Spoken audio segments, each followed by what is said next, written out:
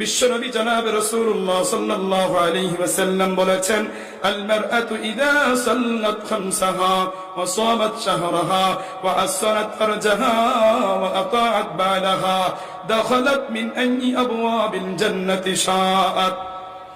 আল্লাহর নবী বিশ্বনবী জনাবে রাসূলুল্লাহ সাল্লাল্লাহু আলাইহি ওয়াসাল্লাম বলেন, যে মহিলা 5 ওয়াক্ত নামাজ পড়বেন, রমজান মাসে রোজা রাখবেন, স্বামীর খেদমত করবেন, লজ্জাস্থান হেফাজত করবে, এই চারটি কাজ যেই মহিলা করবে, আল্লাহর নবী বিশ্বনবী জনাবে রাসূলুল্লাহ সাল্লাল্লাহু আলাইহি ওয়াসাল্লাম বলেন, ওই মহিলার জন্য আল্লাহ পাক রব্বুল আলামিন জান্নাতের একটি নয়, দুইটি নয়, 8টি দরজা রব্বুল আলামিন ওই মহিলার জন্য মুক্ত করে দিবেন।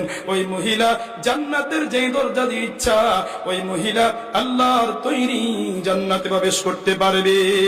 এই জন্য আমার মা বোনেরা, আমার যত ব্যস্ততা থাকুক, আমার যত কাজ থাকুক, 5 ওয়াক্ত নামাজ ছাড়বো না, রমজান মাসে রোজা ছাড়বো না, স্বামীর খেদমত করব, লজ্জাস্থান হেফাজত করব। এই 4টি আমল আপনি যদি করেন, আল্লাহর রাসূল সাল্লাল্লাহু আলাইহি ওয়াসাল্লাম বলেছেন, আপনার জন্য জান্নাতের 8টি দরজা মুক্ত করে দেওয়া হবে। জান্নাতে যাওয়ার 1 নম্বর উপায়, 5 ওয়াক্ত নামাজ আমরা ছাড়বো না। জান্নাতে যাওয়ার 2 নম্বর